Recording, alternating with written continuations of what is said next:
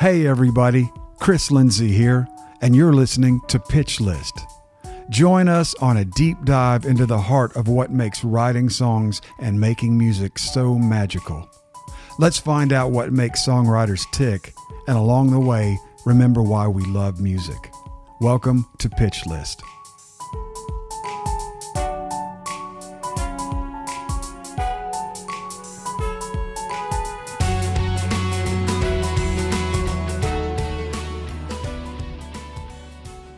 Hey, Chris here with another episode of Pitch List.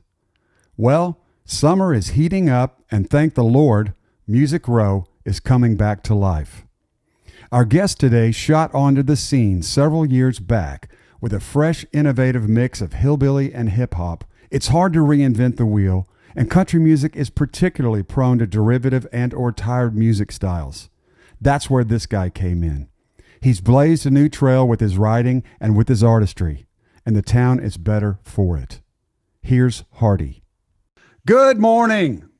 We got a great guest this morning. I've been excited about this one ever since I heard about it. So let's get started. This is Pitch List, and our guest this morning is Hardy. How are you, man? Up, brother? I'm good, man. How are you? Good. Before we got started, we were chatting a little bit. You just got off a little bit of a tour run. Is that right? We did,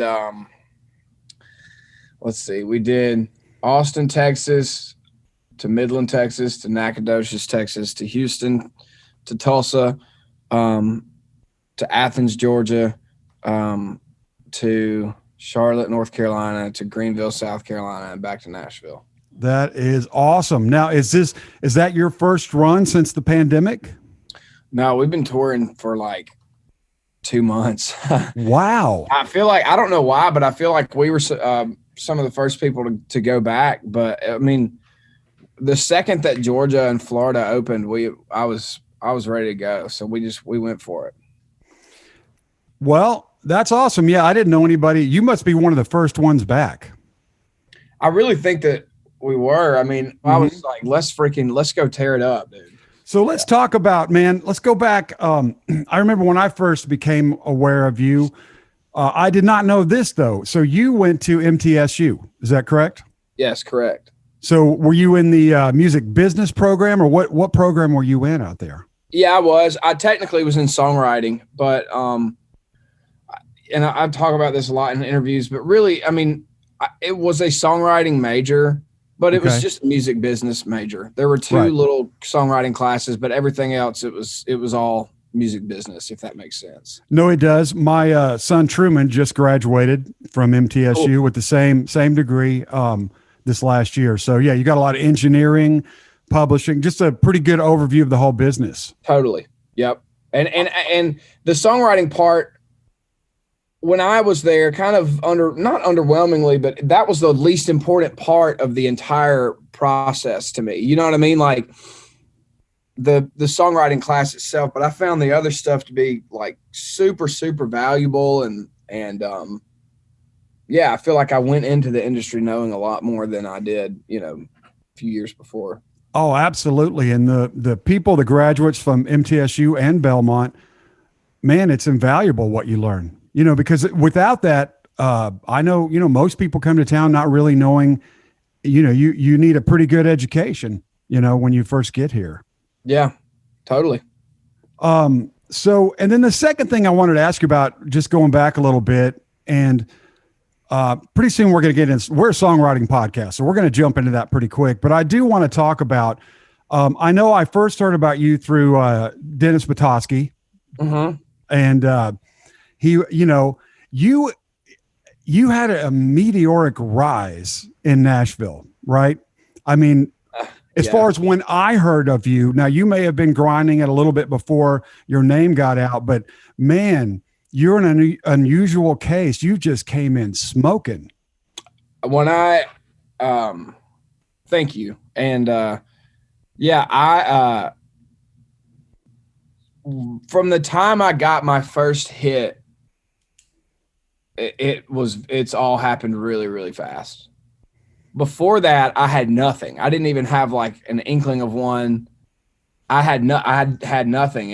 And a few people that were in my inner circle, including Dennis, I was really frustrated for a long time because I had a publishing deal for 5 years before I had like a single cut.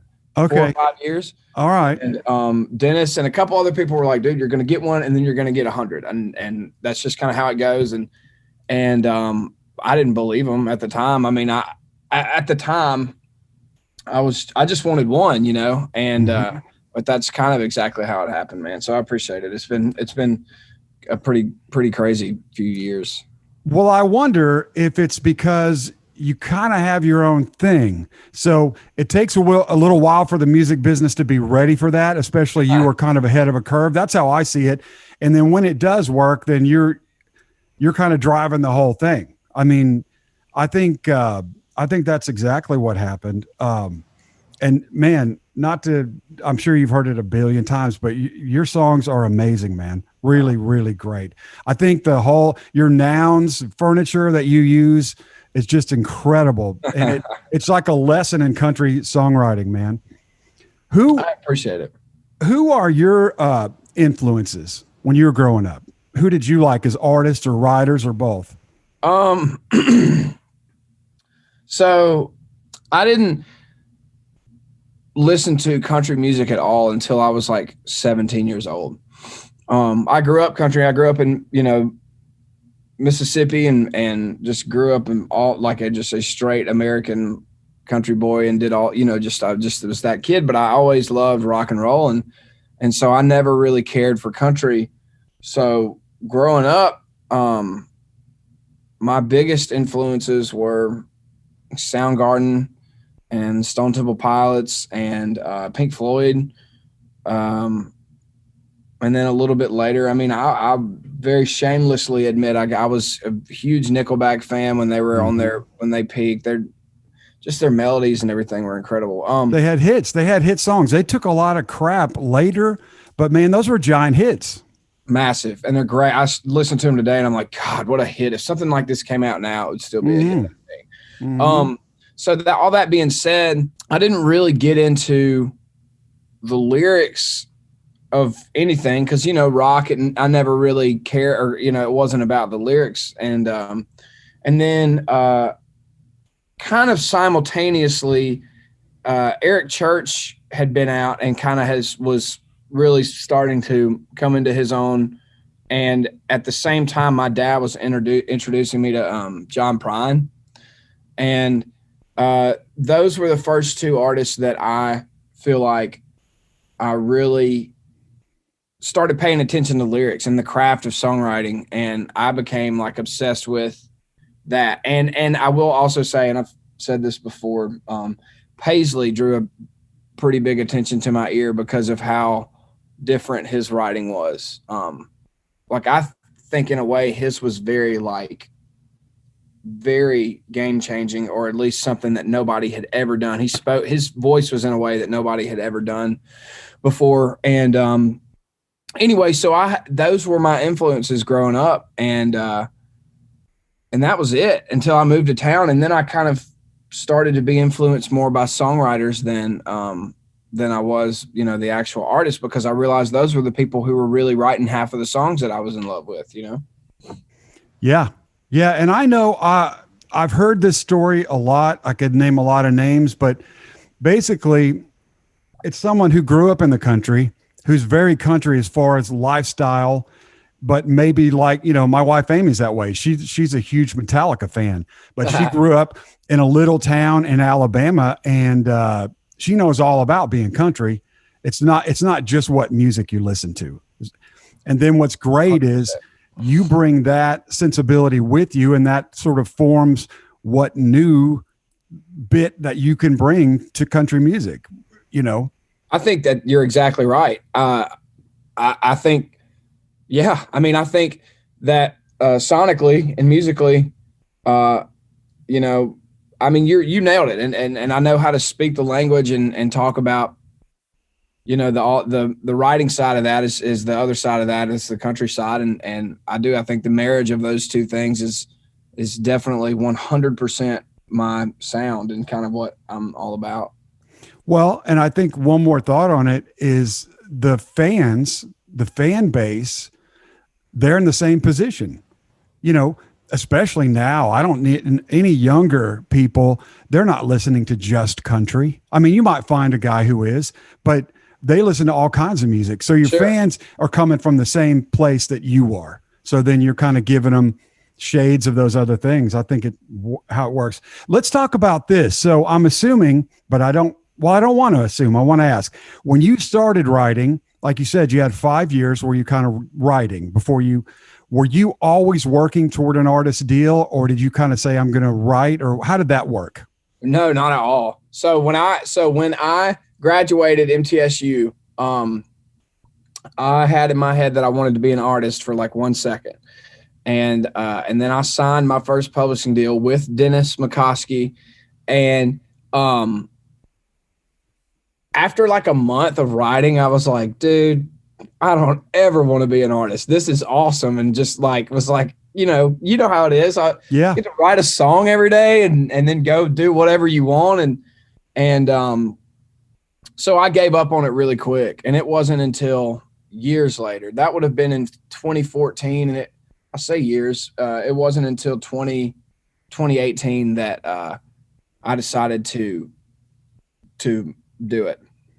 Were you getting a lot of attention off your demos and people kind of record companies coming in and saying, man, you need to do this? It was all, yeah, the answer, yes. It was all Big Loud and the FGL guys. And a little bit of just some people kind of chatter here or there, like a text of like, dude, you're crazy if you don't do your own thing.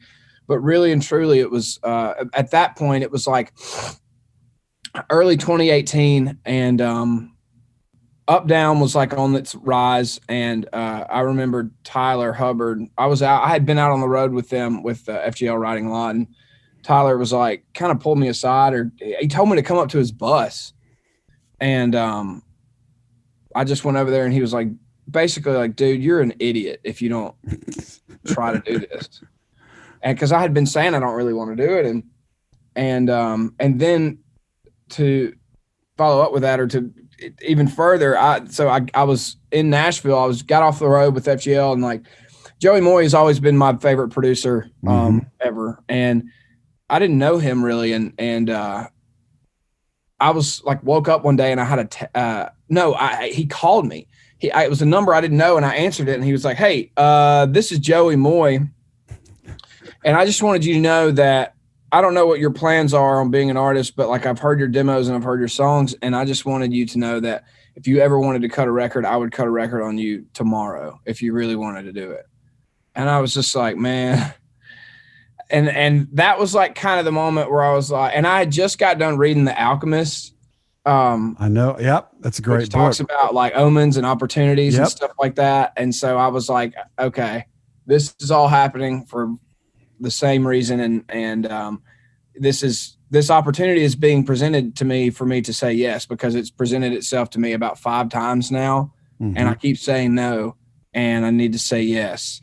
And so, I mean, dude, I say to this day, and I don't care. Some people say it sounds bad, but I didn't want to do any of it. And it just kind of happened. And I don't know how to explain that. I just kind of like, Seth England called me after that and was like, could we at least just offer you a record deal and let you look at it? And I was like, sure. And then they did. And then I took it to my lawyer, and like, next thing I know, like I'm negotiating a record deal, and I just signed it. And it all just kind of happened. I don't even know how to explain it. My journey has been very, very different from a lot of other people's, and I'm really thankful for it, but I never expected all this to happen, to be honest. The songwriting side, yes, I fought really hard for that, and I worked really hard towards that, but this is just different, man. It just has all happened in a really weird way. Well, yeah, and it is unusual, but when you got that kind of talent, man, and you're intersecting with the market with your sensibility, that's what happens. Hey, so how did it feel when Joey Moy called you and said, him being, you love Nickelback, so he did all that. What was that like emotionally? I mean, it was just awesome. I mean, the feeling was like, I had this weird feeling of like, because again, this was also like around the time like everything was finally coming together. I could see it all coming together. You know what I mean? And like I said, Up Down was kind of slowly turning into a hit, and I just gotten a few FGL cuts and might have got a few cuts over here and all that. And after that phone call, I was like, I think I'm going to be able to do this for the rest of my life, kind of thing. Mm-hmm. And it was so like, that was a huge moment for me because I was so inspired by bands that he produced in the 90s and 2000s, so inspired by that stuff that it inspired me to write music the way that I do. And then that in return inspired him to want to call me to say he would cut a record on me, which was a crazy full circle moment for me. And it really hit me like in that moment, what was happening. And it was just incredible. Now, after that phone call, did it change your writing? Did you, now that you knew you were going to make a record with Joey Moy, how did that affect you in the writer's room? I didn't really dial into, I think, my artist thing until like a year ago or a year and a half ago. The first like EP was 4 songs that I really liked, but at the time I didn't write them for me.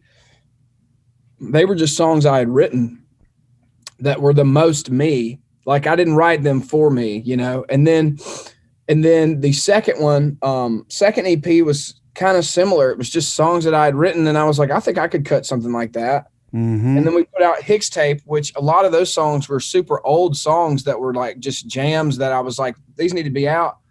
So ironically, I didn't really dial into that or even think about it until it was time to put out a record. And then it definitely changed my writing, but I felt more free when I knew we were writing a song for me, if that makes sense. Sure. Yeah. Because the guardrails are down. Because this is my thing, right? Like right. there's no rules really. Right. There's no, hey, they've got this slot open for a song, and we don't want, nobody wants a target right, but at the same time, it's impossible to get it out of your head if you know what somebody's looking for and they like what you do. Yeah. You seem to have like a Zen approach, man. Like you're kind of just in this, you're like in the river. You're not fighting it. You're just going with it. Like, does that seem accurate? I think so. Yeah, I just have always said that I just kind of am rolling with it no matter what. And right. Whatever happens. And I'm completely content with all that. But I would say so. It gets a little crazy out there, and I have my moments of freaking out or whatever, but for the most part, I'm just kind of rolling with it. Yeah, well, rolling with it. Rednecker, I looked this morning, 34 million YouTube streams. Oh, really? Yeah, just on the video. And then I've got another one here. Where was it? 97 million streams on something else. I mean, it is definitely working, man. Dang. I didn't even know that about. Yeah, I'm pretty sure. I'll make sure, maybe have your people check, but I think it was 34 million on Rednecker.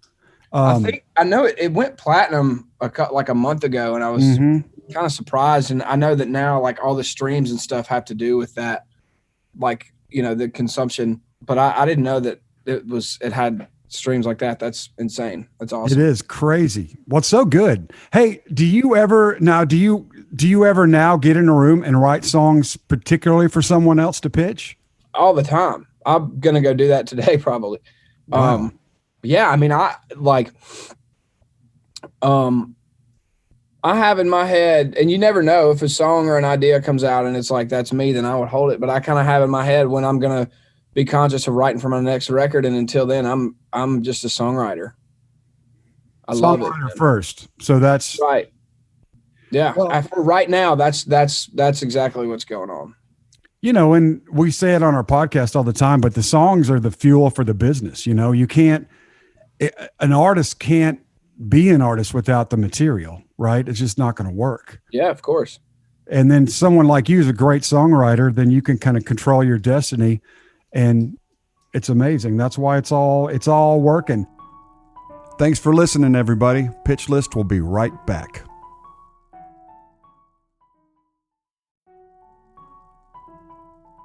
So if you're in the writer's room and you're like today, you're going to start out writing and just want to write a great song, do you work off of titles or do you like to jam? How do you do it in the room?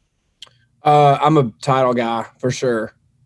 Mm-hmm. Titles and title and then the concept behind the title. I have to like fully understand the story or the situation before I can even start writing. Like there's a million times where like if it's just not clicking, I will, whoever I'm writing with, I'll be like, okay, it's like, I don't know if you watch The Office, but there's a part where Scott's like, okay, explain it to me like I'm a 10-year-old. Mm-hmm. And I feel like I have to do that sometimes because if I need to completely understand the concept and the title. But yeah, so that's, and you know, honestly, I play guitar, but unless I really sit down and like work out cool parts or just I usually let somebody else that's better at the actual music do that kind of thing. So you consider yourself more of a top liner? I think so. I mean, there's plenty of times where I pick up a guitar and I'll play, but the thing is I play a lot of the same stuff when I do. And I always play in D and just capo wherever I need to, but I just play a lot of the same stuff. And these days, especially, I like to hear other people's musical ideas, you know, keeping it fresh. Yeah. Totally. So you don't like, and I don't either. You don't like running down dark alleys on songs that you don't have lined up exactly how it's going to work. No, I don't either. I don't like it because it's like the hook is never going to be as good, or like it's never going to be as good if you get all the way to the end of the chorus and then you have to figure out what to say. I hate that. I think it's my least favorite thing in the writing room. Yeah, because good luck. You've run all the way down to the end of the chorus, and then you're like, okay, lightning needs to strike. Yeah, so, and it's like, well, what do you write towards? Like, right. What were you? Because now you're going to have to go and pick the rest of your song apart because you weren't writing. You don't even know what you were writing towards. Are you hard on a title? Like when you guys are pitching titles in the room, are you like pretty picky about what you're gonna roll with? I feel like I always know when one is like, that's the one. And I will definitely try to fight for that one if there's a few that have been thrown out. But that's just because I know I would know how to write that the best, but maybe somebody else knows how to write another one better. But I definitely am never afraid to hear like 5 or 6 titles before we jump on one. Yeah, I think it's wise. Unless somebody just walks in with a monster, you know. Oh, of course. Then, you know, but usually, and then sometimes you can get in a room and nobody has the title, but you bounce some stuff off and then one comes out of it. I've seen that happen too. Yeah, tons of times. How's your in your writing sessions, do you are you like a 4-hour guy, 2-hour guy? How long do you like to take in a writing session? Usually it just kind of takes about 3 hours, I think. Mm-hmm. If and you never know, and it's always happened differently, but like there is a moment where you like kind of gain a little bit of inhibition because you're not getting anywhere, and then your creativity just goes, I mean, and then I feel like I would rather just try another day if that ever happens. And so I don't know. I try to get it done in 3 hours, but I feel like now, you know how it is too. Like you get in such a groove and you write, because we're writing for the radio, right now. So like the formula is the same a lot. And so, usually a lot of times the tempo is close to the same. And so the length of the verses are the same and this and that. And so it takes about the same amount of time, I feel like, every time these days. When I first started working here, a lot of the older country writers, it was nothing for them to do 8 hours on a song, you know, or maybe even 10.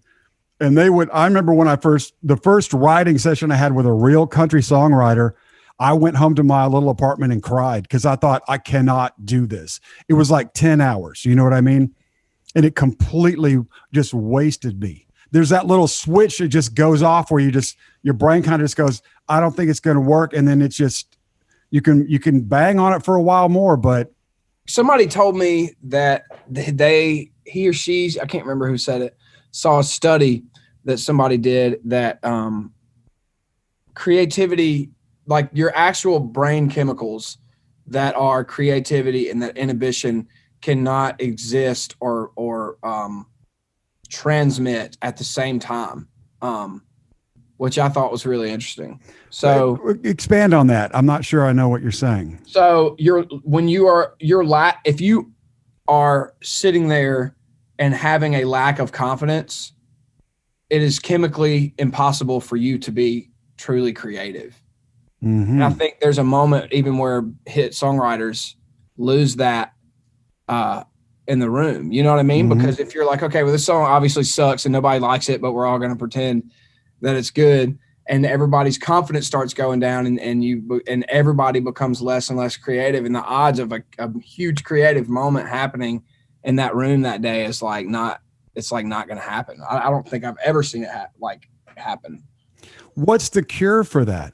To just make sure you don't start on something that's not great, or what is the cure? Honesty, I think, is the cure. I mean, nobody wants to do it, but you know, if there was somebody that just was like, y'all, this song sucks, let's just completely start over so we can all be creative again. I think, and I don't have the nuts to say that, especially to people I don't know very well, but you know. Yeah, but it's true. I've got a little bit of a reputation with my wife. She'll be like, you're shutting everything down, and you can shut a room down to where it doesn't matter anymore. Nothing's going to happen. But I don't think it's wrong to be like, I don't know about this title. Like, I don't know how are we going to get there. We're it's just like you said, it's like, we're saying we're going to go to Birmingham, but we don't know which road we're going to take. It's like, well, we're going to be pulled off on the side of the road at some point, trying to figure out where the damn road is. Yeah. So, and we might find it or we might not. Yep. I agree with you. And that's tough though. It's tough to do that to people you don't know very well. It's tough. The politics of it are difficult because you can freak people out. Or I'll tell you another one. Have you had this happen where you're 3/4 down the road with the song and you thought of a whole other way to do it? And you're like, I love what we're doing, but I think we had to completely change direction. That'll really freak people out too. Yeah. It'll freak me out too. Sometimes my stomach's growling. And I'm like, man, I don't know. But no, I've definitely done that. I've been guilty of that and have been guilty of also not wanting to do that and doing it, you know, somebody else having the better way to write it when all you have left is the freaking bridge or something. Yeah. You're just like, yeah. You might not have the strength for it. What about Zoom? Did you do a bunch of Zoom writing or some during the thing? Yeah. And I got really used to it and I loved it. I wrote half my record over Zoom. Really? Maybe not half, but like four or five songs, maybe half. I can't think of Hate Your Hometown, So Close, and I can't remember, but yeah, half. And I love it. I would do it every day if I could. I love writing in person, but it completely translates for me 100%. I get that because I think it is more conducive. The Zoom experience is more conducive to lyric writing. Yeah, and I think, you know, I personally, just the way that my brain works, I always write with a producer writer, a track guy. Okay. You know, okay. I always do. I love it. It's so streamlined and just, I love it. So when I'm on Zoom, like you said, they'll maybe play a few vibes or send some over. And then once we get the one that we have, I'm keep looking because my acoustic's over here. I'll just pick up my acoustic and whatever whatever chords they are.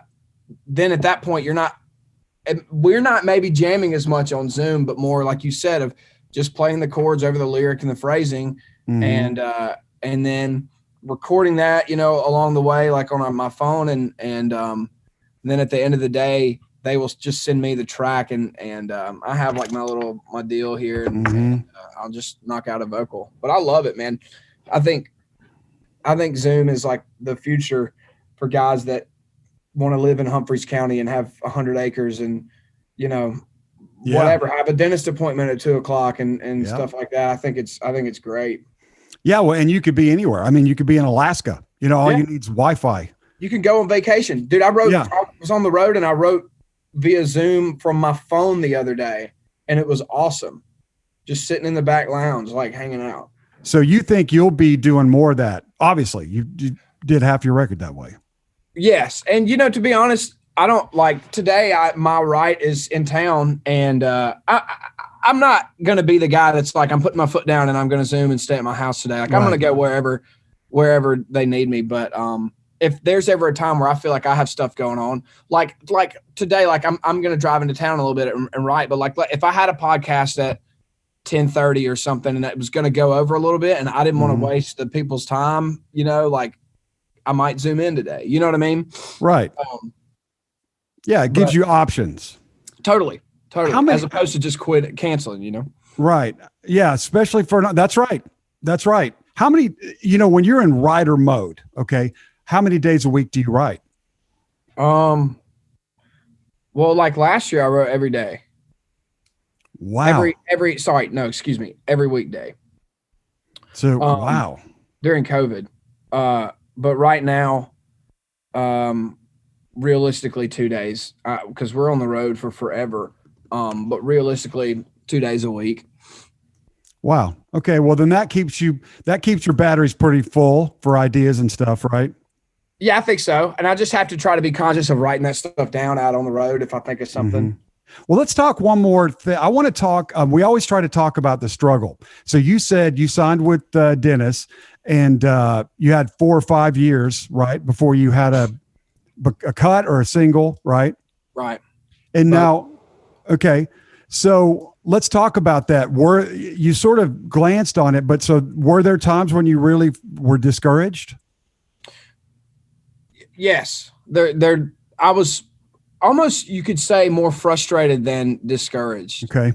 And I think now, you know how it is. I mean, I think obviously now I think maybe I realized that I wasn't ready or what have you, but there were definitely times where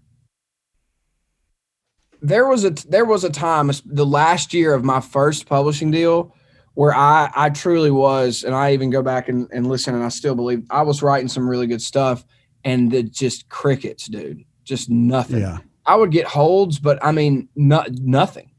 And I was just frustrated because I really do believed that it was going to happen, but I wanted it to happen now. Sure.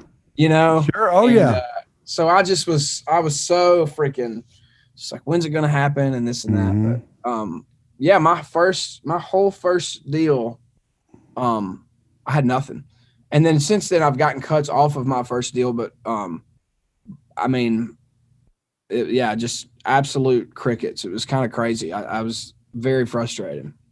Yeah. So did you find in the beginning, did you get into chasing styles and stuff, or were you always kind of consistently on your thing? No, I mean, I guess I kind of always did my thing. Okay.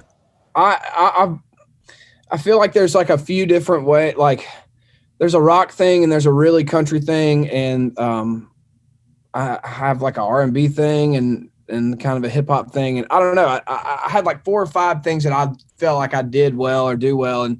And that was kind of all I did, or all I stuck to, I guess. But, no, I never really tried to chase anything. I just was always wanted it to be cool, Yeah. Well, that's smart. I mean, I'm getting it after doing this interview. I'm getting it. You're smart, man. You're a smart guy. You have navigated this so well. I mean, every way. For me to summarize, you never lost faith. You just got frustrated on the time scale of it. Like, when's it going to happen? Yes. And I think that is a good, I didn't know it at the time, but that was in a weird way still kind of keeping a positive attitude about it, just because I never really, and I was not conscious of this ever, but I never assumed that it wasn't going to happen, if that makes sense. I just it never occurred to me that it wouldn't work out. And I don't mean that out of cockiness at all. I truly never, once I got signed a pub deal, I never considered it not happening. And I think that kind of is what kept me like just going to work every day and writing a song every single day and waiting for it to happen as opposed to being discouraged and doing whatever, I don't know, picking up a second job or whatever that, however that happens. Well, I think it's just such a great advice. I mean, basically when you're thinking like that, that's what all the, Tony Robbins or all those guys, all the guys all the way back that teach this kind of motivation stuff. If you've got it in your mind like that, that's how it's going to happen. Yeah. You can't be waiting for it to fall apart, because then you've opened that possibility, and then it can start, those little things start to chip away with you. All I'm saying is I think, in my opinion, that is the absolute best attitude you can have, because it leaves your heart and your subconscious and your whole being open to everything that comes at you that could make that happen. Right. And reject everything that would hurt it, Totally. It's freaking manifestation at its finest. Yes, exactly. Yeah.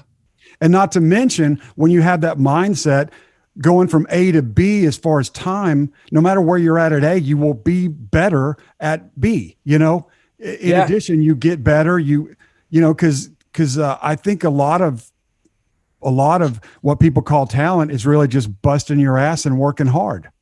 Listen to what you said. You wrote every day of the year. I mean, that's amazing. That's amazing, man. That's awesome. Let's talk about, because I was reading, you've got a new single coming out on Friday. Is that right?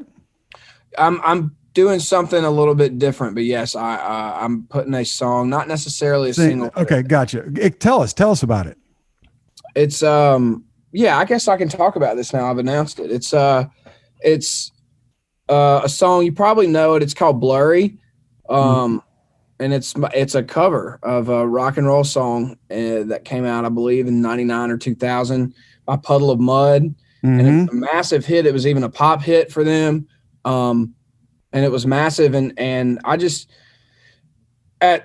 around New Year's, I just was thinking, I was sitting in the deer stand, and I was thinking about, like, man, I want to do something different. And, I love rock and roll so much, and I want people to know, that's a thing. And even more so from my record, which already sounds, halfway like a rock record. Anyway. And so I texted Joey and Seth, England, and I said, hey, I think I want to do a cover this year. And they were like, what? And I said, I think I want it to be this. And Joey was like, Joey loved, we nerd out over rock and roll all the time. And he was like, yes.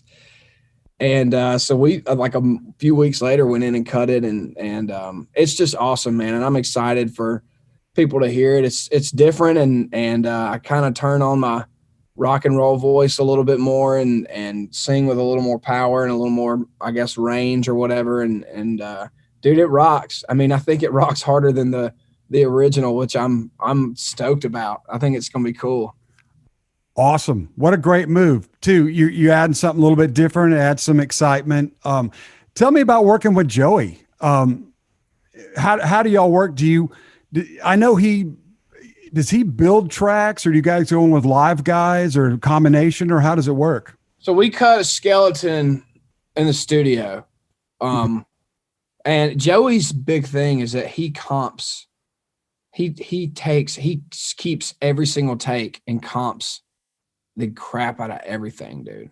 All the players, all the instruments, everything. Right. And he's like not militant by any means, but he's tough in the studio. Like when they're cutting, because there'll be 5 takes in, and I've learned to train, I feel like, my ear to kind of listen for that more, but he'll just turn around and be like, they're not even close. And at the beginning I was like, well, I thought it sounded pretty good, but I understand now, he's waiting for that moment. And then when he gets that one, sometimes I've even seen him go, delete everything they've done. This is the one. And then he'll be like, do it like this 5 times in a row. And so he's very diligent, I guess you could say, with all that. And then my favorite part about working with Joey is cutting vocals, because he is like really tough on it's not he's like the nicest guy in the world. So he's not like rude, but he's just very tough on cutting vocals. And you sometimes will do 7 takes of the entire song. He'll comp it, and then you'll go back in and do 5 more. And his comp, like in Pro Tools, his like transient track thing is like the most minute. It looks like a piano because of how well, I mean, he wants every note and every like, what do you call it? Inflection or whatever that is. He wants the best of every single little piece of it to be in the final track. And anyway, he's awesome. He's very, very diligent and very meticulous, and I love it. I think it shows. Yeah, it does. And well, he's a detail guy, I guess. And then he's pushing you really hard to get, you feel like I'm sure you do, but you walk in there feeling like he got the best vocal possible out of you, right? 100% every time. Yes. Which makes you not really care how much work it is, or if it could have been easier, right? I mean, oh no. Yeah. Very, very few times have I ever gotten like tired of singing, not physically, but just like I'm ready to get out of here with him because I know that you nailed it. He's going to make it, he's going to take the absolute best parts and make it sound like the best vocal ever. And so that's enough for me to want to just keep going. Yeah. Yeah. That's really great. Do you guys cut at Blackbird, or where do you cut usually? We cut Hicks tape at Blackbird, the first one. And we cut my record. Well, we cut 4 songs at Ocean Way, but we cut the rest of my record at separate houses because we cut it during COVID.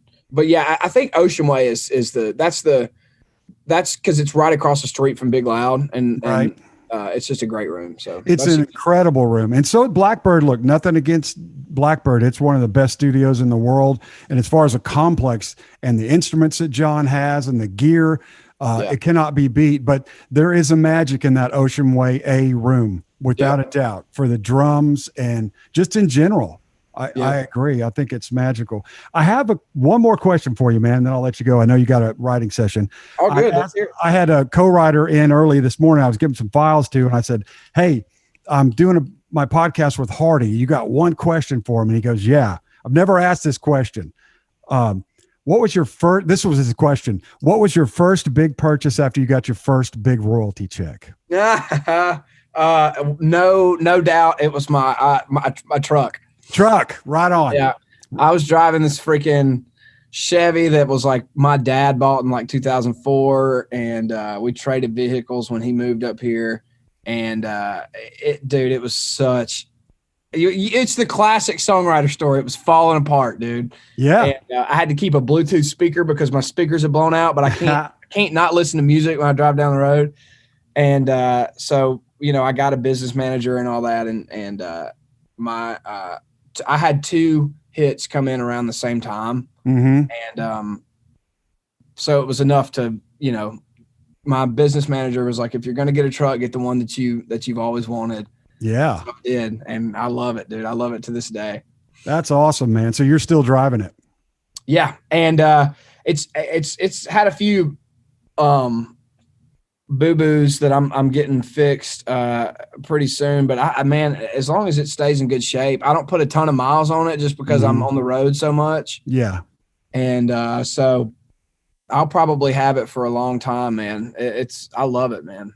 That's awesome. What a great story. What about road for you? How many days, like once we're all back you've been back, but typical, you think for you, how many days a year will you be on the road?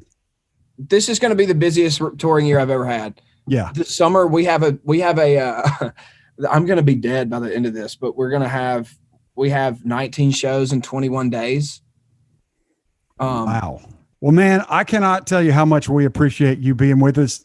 I could talk to you for another 2 hours, but I know you've got to run. You've been so nice to give us this time. I think all the writers listening are going to love to hear your take, such a positive, smart path that you've been on.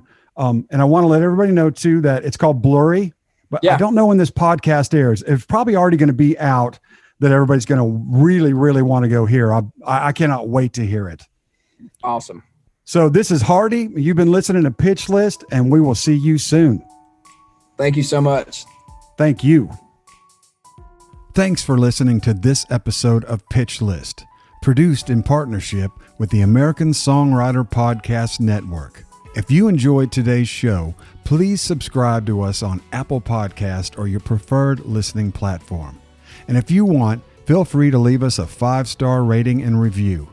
For exclusive content from this week's guest and more, you can visit our website at pitchlistpodcast.com or follow our social media pages on Facebook, Instagram, or Twitter.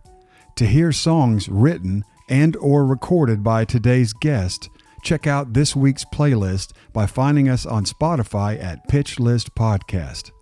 Plus, don't forget to let us know on social media what songwriter, musician, or music business professional you want to hear from next. Thanks again for listening, and we'll see you next time.